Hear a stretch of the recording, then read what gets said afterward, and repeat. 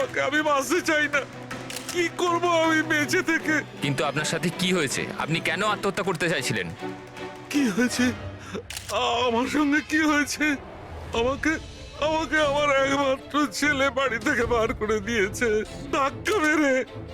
আমি আমার ছেলেকে এত আদর যত্নে বড় করলাম, আর ও আমাকে ধাক্কা মেরে বাড়ি থেকে বার করে দিল। এটা তো খুবই দুঃখের কথা। এ কি অবস্থা আমাদের আজকালকার সমাজের। আপনার ছেলে কি করেন? কাজ? কি কাজ করে? স্কুলে স্কুলে যায়। টিচার বুঝি? না, পড়াশোনা করে, স্কুলে পড়াশোনা করে। এখন 8 বছর বয়স। হ্যাঁ, কি বললেন আপনি? কি বললাম আমি? আপনার ছেলের কত বয়স হলো? কত বছর বয়স? আপনি যে বললেন 8 বছর বয়স। আমার ছেলে 8 বছর বয়স মাত্র আমাকে ঘর থেকে বার করে দিল। আমি মরেই যাব। আপনারা শুনতেই পেলেন, ইনি দাবি করছেন যে এনার 8 বছরের ছেলে নাকি বাড়ি থেকে বের করে দিয়েছে। কি এমন ঘটেছিল? কে এই 8 বছরের বাচ্চা? রেল লাইনে মাথা দিচ্ছিলেন যে বয়স্ক মানুষ, তার 8 বছরের ছেলের খোঁজ আমরা পেয়ে গেছি। আসলে তিনি একজন 33 বছরের সফটওয়্যার ইঞ্জিনিয়ার। বয়স্ক মানুষটির মস্তিষ্কের সমস্যা থাকার জন্য উনি এখনো ছেলেকে 8 বছরেরই ভাবেন। উনার ছেলে আমেরিকায় থাকেন, আর সে উনাকে বাড়ির বাইরে বার করে দিয়েছেন। আর তারপরেই বয়স্ক মানুষটি আত্মহত্যা করার চেষ্টা করেন। আসুন আসুন উনার ছেলেকে জিজ্ঞেস করি উনি এটা কেন করলেন। Sir, 1 minute. স্যার একটা প্রশ্ন ছিল। স্যার, এটা কি সত্যি খবর যে আপনি আপনার বাবাকে বাড়ি থেকে বার করে দিয়েছিলেন? হ্যাঁ, এটা সত্যি। স্যার আপনি এটা কেন করলেন? আপনার কি এটা একদম খারাপ লাগলো না? হ্যাঁ, বার করেছি আমি, আর খারাপও লাগেনি। আপনি চেনেন ওনাকে? আপনি কখনো সহ্য করেছেন? ওনার অ্যালজাইমার আছে, ওনাকে সামলাতে সামলাতে পাগল হয়ে যাচ্ছি আমি। আমার একটা নিজস্ব জীবন আছে, আমার ওয়াইফ আছে, বাচ্চা আছে। কি করব আমি? আরে কতদিন ধরে টাকা খরচা করে ওনার ট্রিটমেন্ট করাবো আমি, আর কিচ্ছু নেই আমার কাছে। কি করে ট্রিটমেন্ট করাবো ওনার আমি? আরে আমাদের পেছন ছাড়ো তুমি, এখান থেকে দূরে কোথাও চলে যাও। বিরক্ত হয়ে গেছি আমি তোমার থেকে। এই নাটক দেখার জন্য এখানে দাঁড় করিয়ে রেখেছো। এবার আনন্দ পেয়েছো তো? চলে যাও এখান থেকে। Sir sir sir sir sir sir আপনিও তো কখনো ছোট ছিলেন। ইনি আপনাকে পড়াশোনা শিখিয়ে বড় করলেন, আপনাকে মানুষ করলেন, আর আপনি ওনাকে বাড়ির বাইরে বার করে দিলেন। ভালোবাসা উতলে পড়ছে? হ্যাঁ, যা যা তুলে নিয়ে যা, যা। মাথা খারাপ করো না আমার। তোমার যা করা ছিল তুমি করে নিয়েছো এখানে ডেকে আমাকে। শান্তি পেয়েছো তো? টাকা কামিয়েছো? যাও এখান থেকে। তাহলে দেখলেন আপনারা কিভাবে একজন ছেলে তার বাবাকে বাড়ির বাইরে বার করে দিলেন। এবার এই বয়স্ক মানুষটি কোথায় যাবেন? কার ভরসায় বাঁচবেন? ইনি এনার সারা জীবনের পুঁজি ছেলের ওপর খরচ করেছেন, আর সেই ছেলেই আজকে এনাকে বাড়ির বাইরে বার করে দিয়েছে।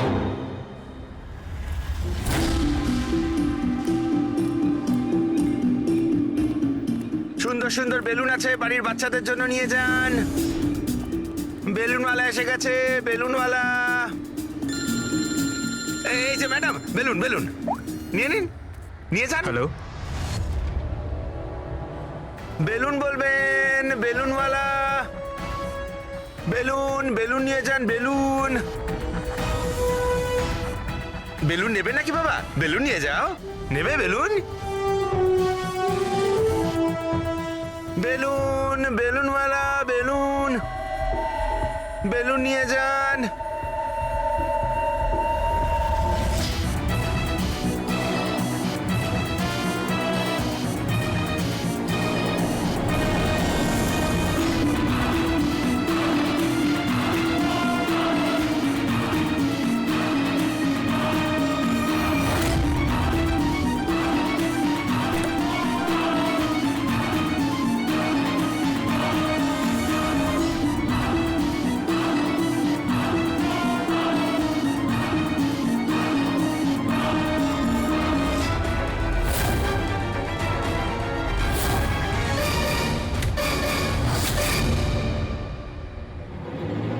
স্যার, স্যার একজন অন্ধ বিল্ডিং এর দিকে আসছে।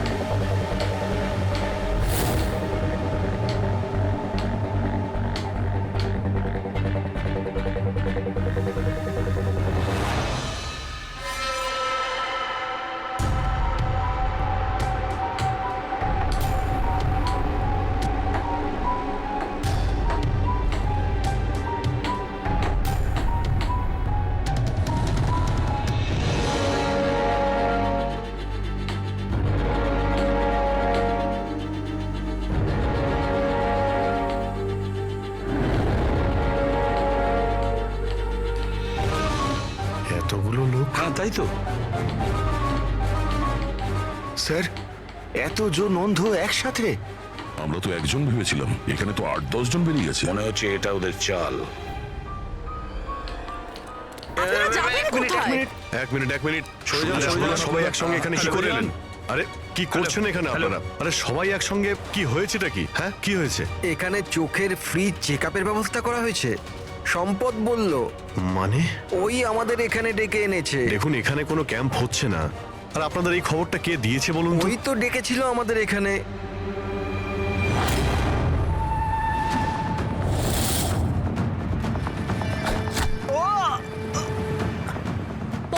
পঙ্কজ! পঙ্কজ! পঙ্কজ পঙ্কজ আরে ওই তো ধরো ওকে। চলো পঙ্কজ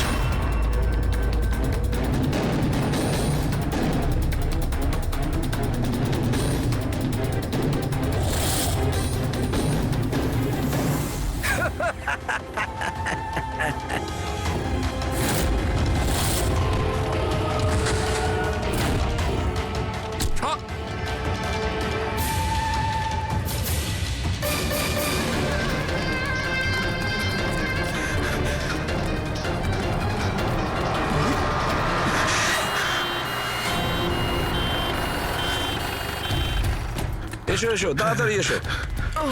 পঙ্কজ তোর কিচ্ছু হবে না। কিচ্ছু হবে না। পঙ্কজ! একে অ্যাম্বুলেন্সে নিয়ে যাও।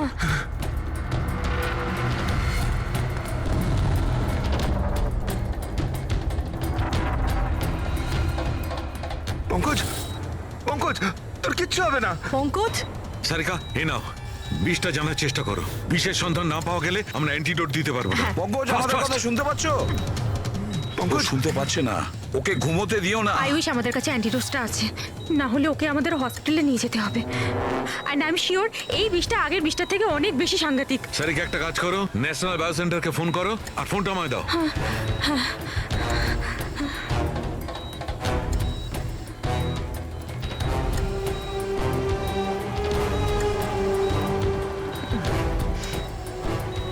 Pankaj, don't worry Pankaj.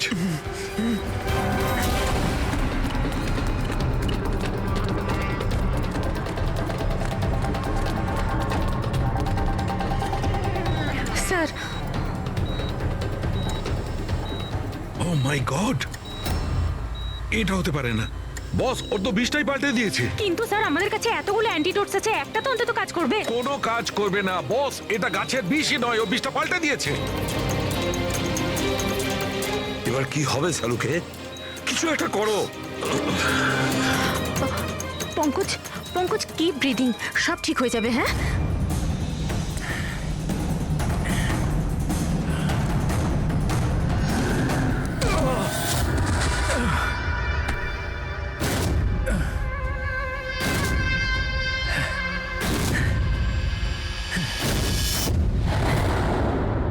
Sir আমার নাম মদন। এসব তুমি করেছো? কেন আমার পেছনে পড়ে আছো? আমি যেটা করেছি ঠিক করেছি। তুমি বলছো এগুলো করে ঠিক করেছো? আমি শুধু খারাপ লোকেদের শাস্তি দিয়েছি। যারা নিজেদের বাবা মায়ের খেয়াল রাখে না, তাদের বেঁচে থাকার কোনো অধিকার নেই। যখন আমার মায়ের মৃত্যু হয়েছিল, আমার দুনিয়া শেষ হয়ে গেছিল। ওই সময় তখন থেকেই আমি এই সংহতি বৃদ্ধাশ্রমে শুরু করেছি। স্যার, ওখানে যত বয়স্ক বাবা মা আসেন না, সব তাদের সন্তানের কাছে অত্যাচারিত। এটা দেখে আমার মাথায় রক্ত উঠে যায়।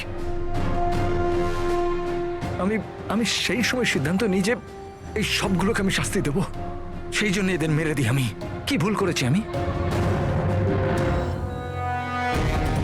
কিছু করুন স্যার, কিছু করুন স্যার। কিচ্ছু করতে পারবো না যতক্ষণ না ওই বিষটা কম্পোজিশন জানতে পারছি। ফ্রেডি, আমরা কিচ্ছু করতে পারবো না। যদি ভুল অ্যান্টিডোট দেওয়া হয় তাহলে আরো বেশি ক্ষতি হবে ভাই।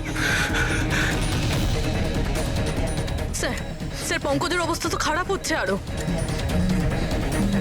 স্যার পালস পড়ে যাচ্ছে, হসপিটাল নিয়ে যেতে হবে। হসপিটালে স্যার কিচ্ছু হবে না, আমাদের এত সময় নেই টেস্ট করার মতো। যতক্ষণ না এই বিষটা অ্যান্টিডোট পাচ্ছি। পঙ্কজ! হ্যালো, হ্যাঁ স্যার, হ্যাঁ স্যার, ধরা পড়েছে স্যার। খুনি মদন। হ্যাঁ, বিষ? হ্যাঁ আমি জানছি স্যার, কখনো জানতে পারবে না তোমরা, কখনো জানতে পারবে না তোমরা। ওরা শাস্তি পাবে, ওরা শাস্তি মদন, পাবে। গাড়ি! ও নো! মদন, মদন মদন তাড়াতাড়ি অ্যাম্বুলেন্স ডাকো, তাড়াতাড়ি। না স্যার, কোনো লাভ নেই। আমার কাজ হয়ে গেছে না, স্যার। মদন, মেনে নিচ্ছি তুমি ওদের সাথে যা কিছু করেছো ঠিক করেছো, কিন্তু তুমি যাকে ওই বিষটা দিয়েছো ও নির্দোষ, ও নিরপরাধী, ও কিচ্ছু করেনি। ওই বিষটা কি বলো? হ্যাঁ BTX। স্যার, ওই বিষটার নাম BTX স্যার। সালুখে ওই বিষের নাম হলো BTX। ঠিক আছে পঙ্কজ, কিছু হবে না। নার্ভাস হয়েও না। কিছু হবে না। দেখো কিছু হবে না। ওকে চোখ বুঝতে দেবে না। মদন, ব্যাস হয়ে গেছে, হয়ে গেছে। You will be alright. আর পঙ্কজের কিচ্ছু হবে না, কিচ্ছু হবে না। ওয়েলকাম মাই বয়, ভয় পেও না, কোনো ক্ষতি হবে না তোমার। তুমি মানুষ হিসেবে সত্যি ভালো ছিলে, কিন্তু যা করেছো তা খুবই খারাপ। এই তো চলে গেল অভিজিৎ, কিন্তু যাই হোক এর ওই বৃদ্ধাশ্রমটাকে বন্ধ হতে দেব না।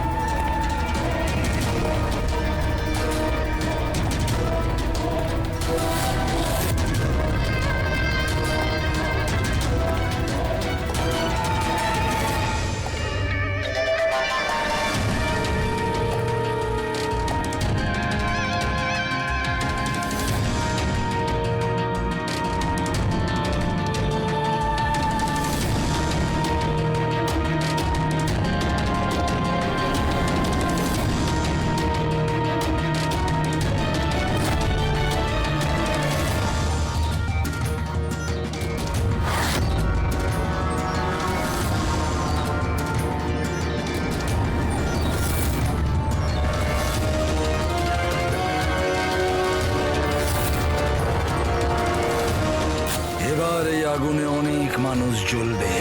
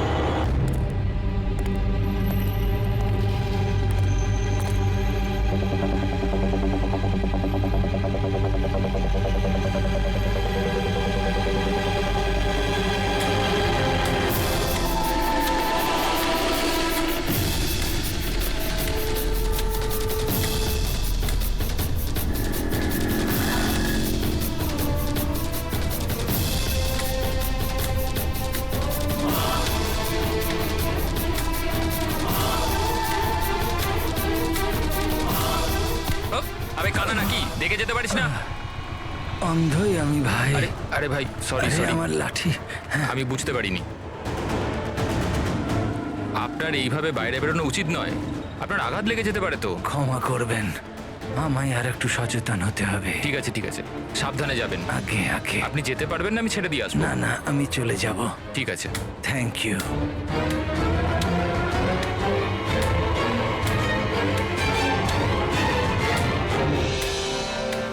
কি হলো রে বাবা, এ ব্যথা করছে কেন?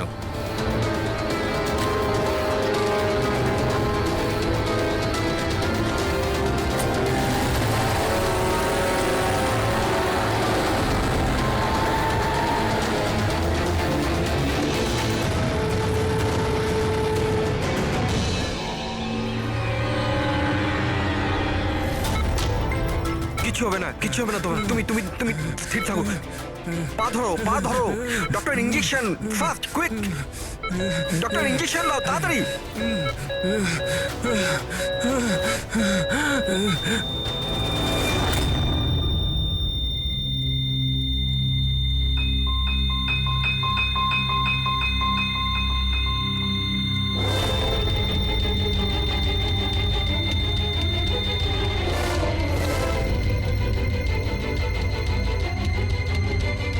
ও my god, he is dead. আর এনার মৃত্যু ন্যাচারালও নয়।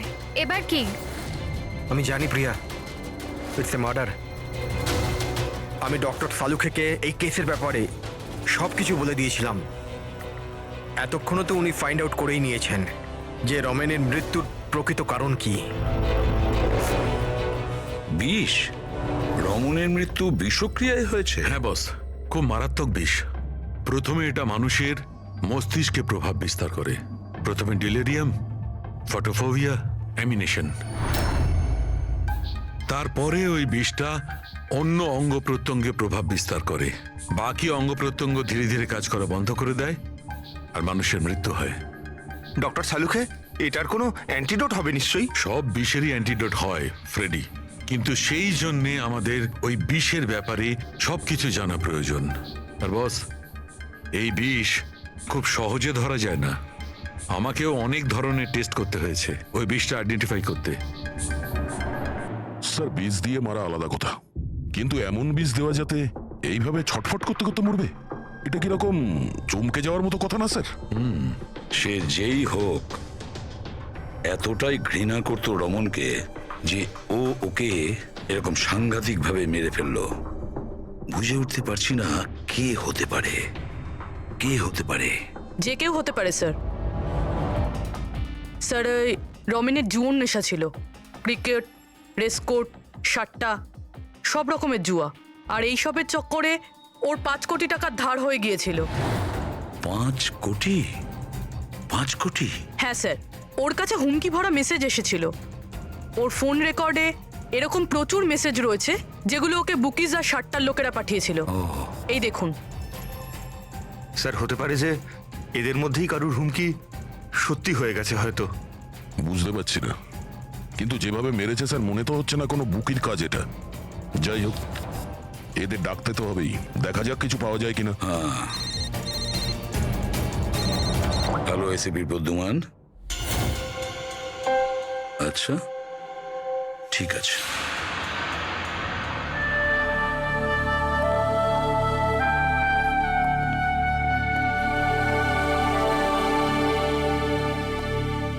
আপনি রমেনের খুড়তুতো ভাই হিতেন। হিতেন, কেউ রমনকে খুন করে দিয়েছে। কি মনে হচ্ছে আপনার, কে করেছে? আমি জানি না স্যার। স্যার, খারাপ কাজের খারাপ পরিণাম। একদিন না একদিন তো এটা হতোই। এবার কে করলো, কিভাবে করলো সেটা তো জানি না স্যার, কিন্তু এতজনের সাথে শত্রুতা, এত টাকা ধার, ওদের মধ্যে কেউই হয়তো। স্যার, আচ্ছা, আপনি ছাড়া পরিবারে আর এর কে কে আছে? মা আছে ওর, কিন্তু এখন উনি কোথায় আছেন সেটা আমি জানি না। আচ্ছা ঠিক আছে, আমাদের ইনভেস্টিগেশন এখনো চলছে, তো বডিটা এখন আমাদের কাছেই থাকবে। আপনি আপনার নাম্বারটা ওখানে লিখিয়ে দিয়ে যান, প্রয়োজন পড়লে আপনাকে কল করে নেব। ঠিক আছে স্যার। Thank you.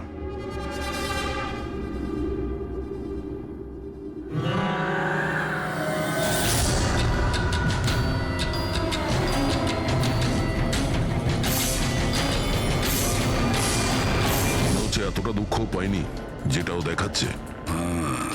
বডি নেওয়ার কোনো তাড়াও নেই, যেতে বলার সঙ্গে সঙ্গে চলেও গেল। কিছু জিজ্ঞাসাও করলো না কবে বডি পাওয়া যাবে। গোলমাল আছে, গোলমাল আছে এই হিতেনের মধ্যে, গোলমাল আছে। ওকে দেখে মনে হয় এই কথাটা কনফার্ম করতে যে রমন মারা গেছে কি না। নজর রাখো ওর ওপরে। রমেন, রমেন, বাবা, সাবধানে সাবধানে। রমেন কি হলো বাবা? রমেন, ম্যাম আপনি আমার ছেলে রমেন, রমেনের কি হলো স্যার? কি হলো বাবা? কি হলো? আমি তো তোর অপেক্ষায় ছিলাম যে তুই আসবি আর আমাকে বাড়ি নিয়ে যাবি, কিন্তু তুই এত দূরে চলে গেলি বাবা। আপনি আপনার ছেলে রমনের সাথে থাকতেন না? আগে না স্যার, আপনি স্যার আমার নাম মদন। ভগবান, আমাকে কেন রেখে দিলে? আমাকেও তো নিয়ে নিতে পারতে। মা, নিজেকে সামলাও। আর কত কাঁদবে ওই মূর্খটার জন্যে? ও নিজের কর্মের ফল পেয়েছে। না বাবা, এরম বলো না। ও যেমনই ছিল, ছেলে তো ছিল আমার। কেন, কি এমন করেছিল ও ওনার সাথে? উনি ওনাকে বাড়ির বাইরে বার করে দিয়েছিলেন, রাস্তায় একা একা ছেড়ে দিয়েছিলেন। কি কারণে? বলেছিল, মা অনেক দিন হয়ে গেছে, বাড়ি বিক্রি করতে হবে, আর আমার খরচ চালানোর মতনও ক্ষমতা ছিল না, এই জন্য আমাকে ছেড়ে দিয়েছিল। আর তারপর কি করতাম স্যার, ঠিক করে দেখতেও পাই না, কোথায় যেতাম আমি? ওই জন্য পড়ে রইলাম ফুটপাতে, ক্ষুধার্ত, তৃষ্ণার্ত, সহায়হীন হয়ে। হয়তো ভগবানের দয়া হয়ে গেছিল, তাই সে দেবদূত পাঠিয়ে দিয়েছিল। তার চেহারা তো দেখতে পাইনি আমি, কিন্তু সে আমায় তার সাথে যেতে বলেছিল, আর আমি তার সাথে চলে গেলাম। একটা ভালো মানুষ আমাকে এর কাছে নিয়ে গেছিল। স্যার, অ্যাকচুয়ালি আমার একটা সংস্থা আছে, সংহতি বৃদ্ধাশ্রম। আমরা ওখানে চেষ্টা করি যে এই ধরনের বয়স্কদের বাড়ির মতো ভালোবাসার সম্মান দেওয়া যায়। ওনাকে আমি বৃদ্ধাশ্রমের গেটে পেয়েছিলাম একটা চিঠি হাতে, যাতে লেখা ছিল ওনার যত্ন নেওয়ার কথা। আর ওই দিন থেকেই সংহতি বৃদ্ধাশ্রম ওনার বাড়ি হয়ে গেছে। আজ সকালে ল্যান্ডলাইনে ফোন এলো যে ওনার ছেলের মৃত্যু হয়ে গেছে। ব্যাস, উনি তখন থেকেই কাঁদছেন। আসলে মা তো। আমি আপনাদের কাছে অনুরোধ করছি, এর হত্যাকারীকে ছাড়বেন না স্যার, অবশ্যই শাস্তি দেবেন স্যার, অবশ্যই শাস্তি দেবেন। দেখুন ম্যাম, আমি আপনাকে কথা দিচ্ছি, আমরা রমনের খুনিকে ছাড়বো না, তাকে কঠোর থেকে কঠোরতম শাস্তি দেব। আপনি প্লিজ এই ব্যাপারে ভাববেন না। আপনি নিজেকে সামলে নিন। মদন, তুমি ওনার খেয়াল রেখো। আরো একটা কথা, কোনো কিছুর দরকার যদি আপনাদের পড়ে, তাহলে নিশ্চয়ই আমাদের জানাবেন। দারুণ ব্যাপার। সারিকা, হসপিটালের ডক্টরের রিপোর্ট অনুসারে এর হাঁটুতে যে চিহ্নটা পাওয়া গেছে, এটা হয় কোনো অ্যালার্জির আর নয়তো কোনো বিষাক্ত ধরনের পোকামাকড়ের দংশনের চিহ্ন।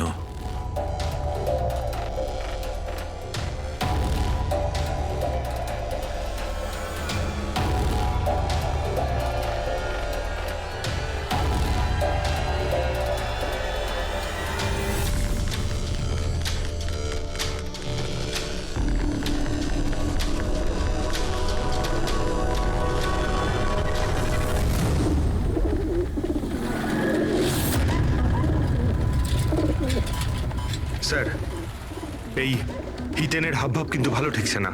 এমন এমন সব লোকজনের সঙ্গে ওর পরিচয় আছে যে ওকে সন্দেহ করাটা স্বাভাবিক। আরও একটা কথা স্যার, কয়েকদিন আগে এই রামানকে বাড়ি থেকে বের করে দিয়েছিল, আর এখন রামানের মৃত্যুর পর ও ওর প্রপার্টিতে কবজা করার চেষ্টা করছে স্যার। স্যার, এক মিনিট এদিকে আসবেন প্লিজ। স্যার, আমি ওর স্কিনে না কিছু অদ্ভুত জিনিস দেখছি।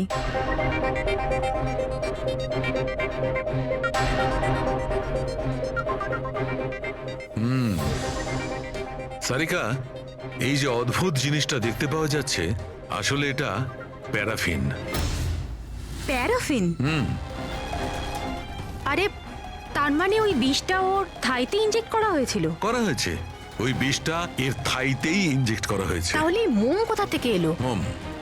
মোম কোথা থেকে এলো?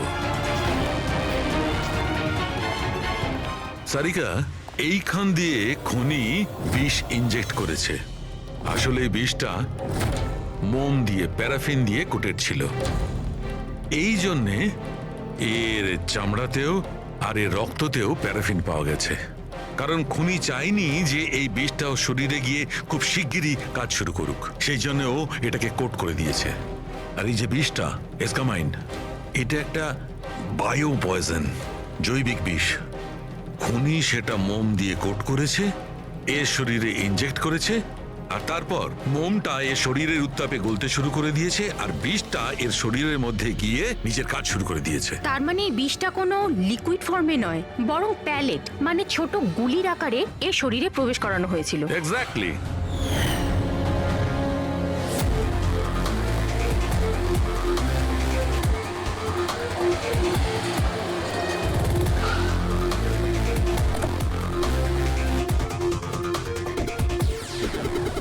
এই হলো সেই কনস্ট্রাকশন সাইট যেখানে রমন ইঞ্জিনিয়ার ছিল। ওর কলিগেরা বলছিল যে এখান থেকে বেরোনোর পরে ওর পায়ে একটু সমস্যা হয়েছিল। কিন্তু এখানে যে সমস্ত ওয়ার্কার্সরা কাজ করে ওরা বলল যে যতক্ষণ কনস্ট্রাকশন সাইটে ছিল ততক্ষণও ঠিক ছিল। তার মানে যা কিছু ঘটেছে কনস্ট্রাকশন সাইট থেকে বেরিয়ে এসে ঘটেছে, তার মানে এখানেই হয়েছে। এখানে তো আশপাশটা খুঁজে দেখি যদি কেউ কিছু দেখে থাকে। স্যার আপনারা যান, আমি একটু চা খেয়ে আসছি। মানে ওই চাওয়ালাকে জিজ্ঞেস করে আসছি যে কিছু দেখেছে কিনা। অভিজিৎ, এই বাচ্চাটা কনস্ট্রাকশন সাইটের সামনে কাগজ বেচছে, ওকে কিছু জিজ্ঞাসা করি।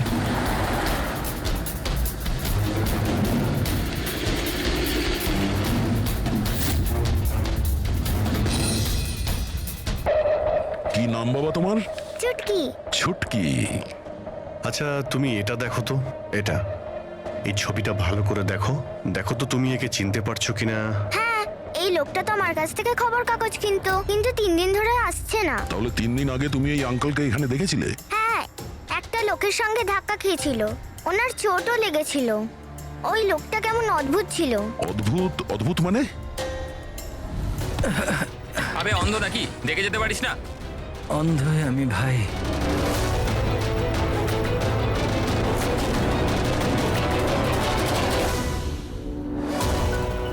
এ কি হলো ভাই, এত ব্যথা হচ্ছে কেন?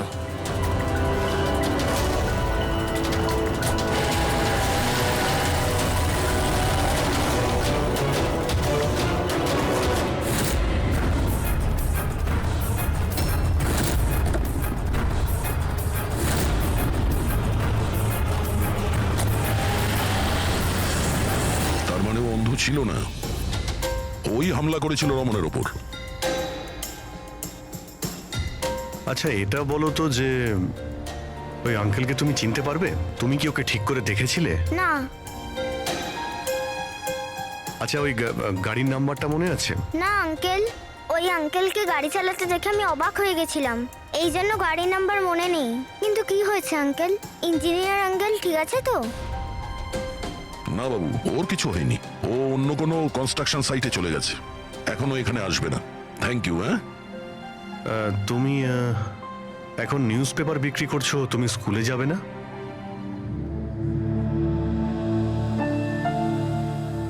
কি ব্যাপার? হ্যাঁ, স্কুল তো যাওয়া উচিত। আর তুমি তো খুবই ইন্টেলিজেন্ট মেয়ে, অ্যাকচুয়ালি প্রত্যেক বাচ্চারই স্কুলে যাওয়া উচিত, আর তোমারও যাওয়া উচিত। কিন্তু স্কুল যাওয়ার জন্য অনেক টাকা দরকার না আঙ্কেল? আমার কাছে টাকা নেই। বাবু, যদি তোমার পয়সা দিতে না হয় তাহলে তুমি স্কুলে যাবে? হ্যাঁ আঙ্কেল, আমি নিশ্চয়ই যাব, আমার পড়তে খুব ভালো লাগে।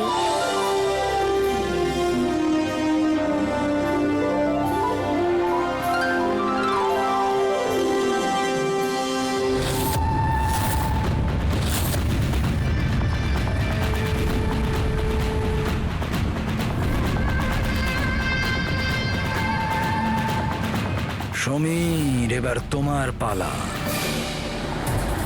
হ্যাঁ বলো। ভাই তুমি একবারে বুঝতে পারো না নাকি? দেখো, আমি তোমায় আগেই বলেছি, তুমি যা খুশি করো, আমি ওই ফালতু জায়গার জন্য একটা টাকাও খরচ করব না।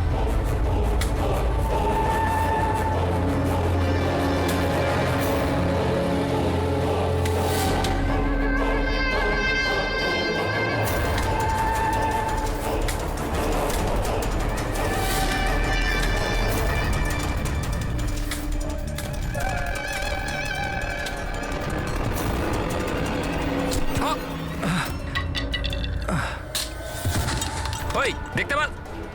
আমার আমার লাঠি। Sorry sorry sorry sorry sorry I am sorry আমার এই তো লাঠি। I am sorry, extremely sorry. আপনার কোথাও লাগেনি তো? আপনি ঠিক আছেন তো? আমি আপনাকে কোথাও ছেড়ে দিই? না না, আমি ঠিক আছি, আমি চলে যাব। আপনি আপনি ঠিক আছেন তো? হ্যাঁ, আমি আমি আমি আমি ঠিক আছি। আপনি সাবধানে যাবেন। হ্যাঁ ঠিক আছে, আপনি সাবধানে যাবেন। ওকে, থ্যাংক ইউ।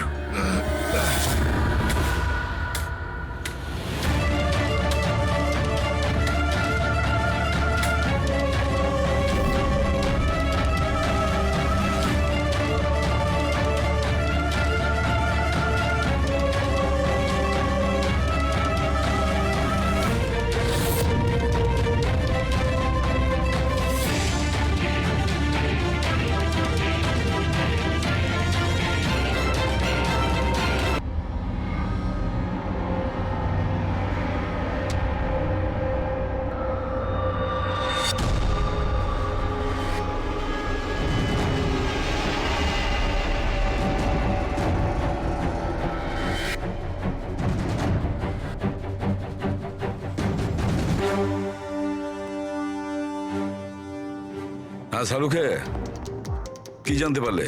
বস, এই লোকটাকে যে বিষটা দেওয়া হয়েছে সেটাও কোনো গাছ থেকেই তৈরি করা হয়েছে। কি এটাও কোনো গাছ থেকে? হ্যাঁ বস, কিন্তু এটা কি ধরনের বিষ সেটা সারিকা এক্ষুনি জেনে যাবে।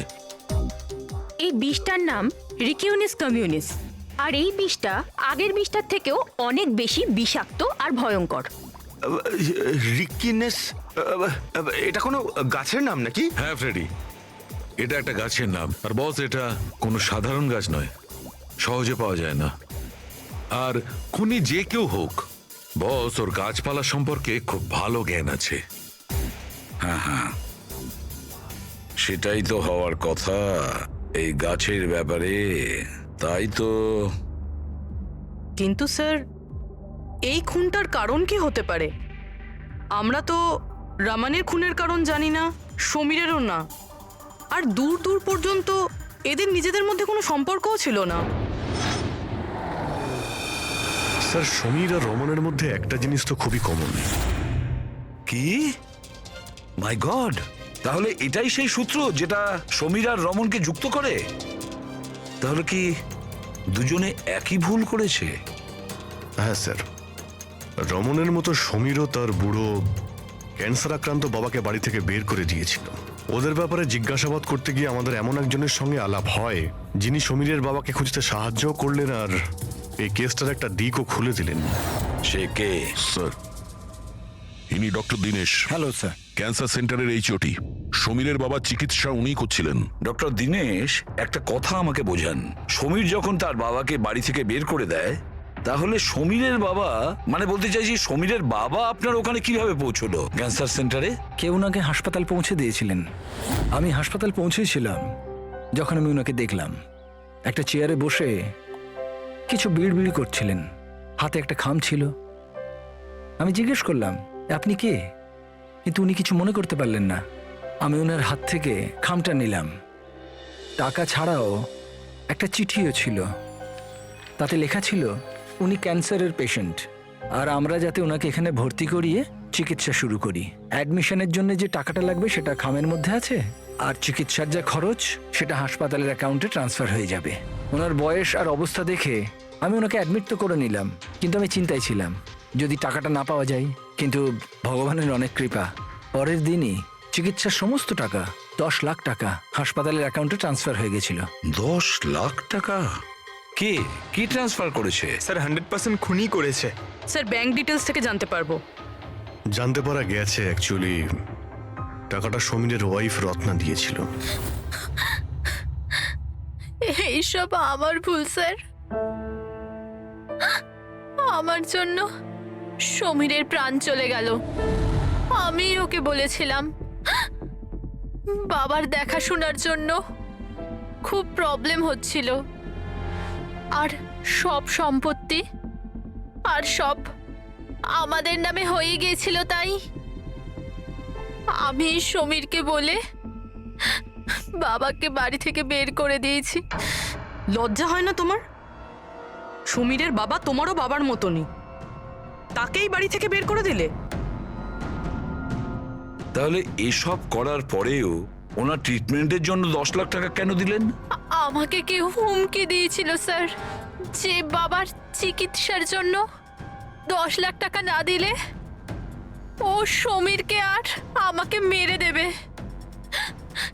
স্যার, আমি ওনাদের 10 লাখ টাকা দিয়ে দিয়েছি, তাও ওরা সমীরকে মেরে ফেললো। আর আর এখনো বলেছে যে প্রতি মাসে বাবার চিকিৎসার জন্য 50,000 টাকা না দিলে ও আমাকেও মেরে ফেলবে। কারোর উপর সন্দেহ আছে তোমার? না। ওর ব্যাপারে কিছু মনে আছে? ওর গলার স্বর, কথা বলার ধরন? কিচ্ছু মনে নেই স্যার, প্লিজ আমাকে বাঁচিয়ে নিন স্যার। আমি মরতে চাই না স্যার, আমি বাবাকে বাড়ি নিয়ে আসবো। আমি এখন থেকে ওনার সব সময় দেখাশুনো করব, ওনার কোনো কষ্ট হবে না স্যার। প্লিজ আমাকে বাঁচিয়ে পাবেন নিন না। Sir, please. আপনার কিচ্ছু হতে দেব না, কেমন? পুরবিয়া, কাজ করো, যে নাম্বার থেকে ওকে হুমকি দেওয়া হতো সে নাম্বারটা নাও আর দেখো কোথাকার। আপনি যান। চলুন।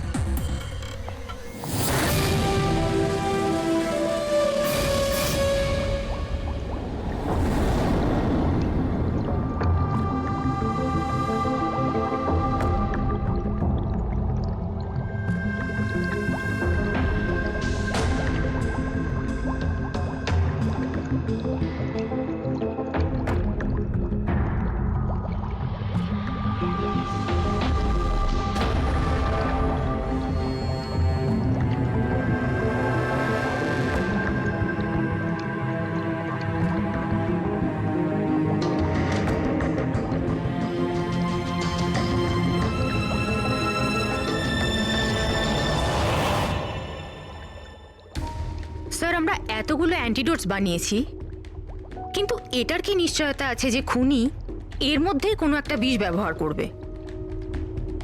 এবার আর যাই করি, আমরা খুনির মাথার ভেতরে তো আর ঢুকতে পারবো না।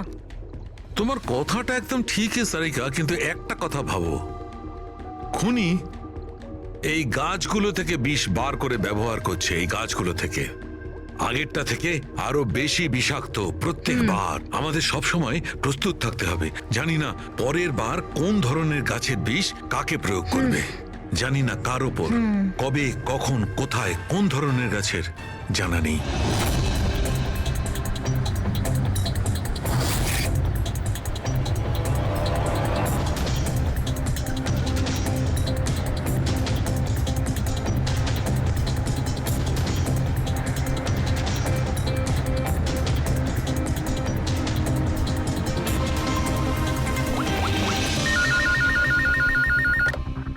হ্যালো।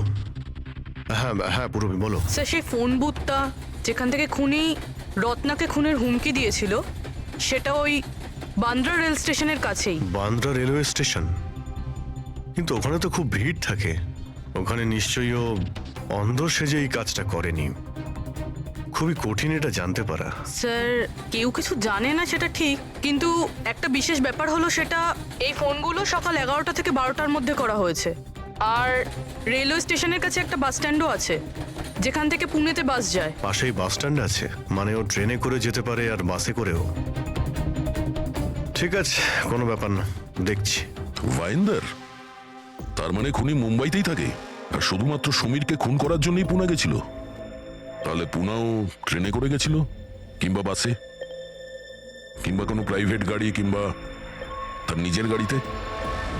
সেটাই তো স্যার, খুনি এটা জানতো যে আমরা রত্নার কাছে পৌঁছবই, আর এই কলের ব্যাপারটাও আমরা জেনে যাব। সেই জন্যই ও আমাদের বিভ্রান্ত করছে, আমাদের সঙ্গে খেলতে চাইছে। হ্যাঁ, খেলাই খেলছে। কিন্তু স্যার, আমরা খুনি পর্যন্ত পৌঁছবো কি করে? আমাদের কাছে তো ওর বিরুদ্ধে কোনো ইনফরমেশনই নেই, আর আমরা এটাও জানি না যে ওর পরবর্তী শিকার কে হবে। পঙ্কজ, খুনি শিকারের কাছে পৌঁছানোর আগেই আমরা তার কাছে শিকার পৌঁছে দেব। এই ঘটনাটা আজ সকাল 10টার মুম্বাইয়ের গোরেগাঁও রেলওয়ে স্টেশনেতে একজন বয়স্ক মানুষ ট্রেনের সামনে এসে আত্মহত্যা করার চেষ্টা করছিলেন। আশপাশের লোকেরা ওনাকে বাঁচিয়ে নিয়েছেন। আসুন জেনে নেওয়া যাক কি কারণ ছিল যেটা একটা বয়স্ক মানুষকে এটা করতে বাধ্য করছিল। ছেড়ে দাও আমাকে, কেন আমাকে ধরে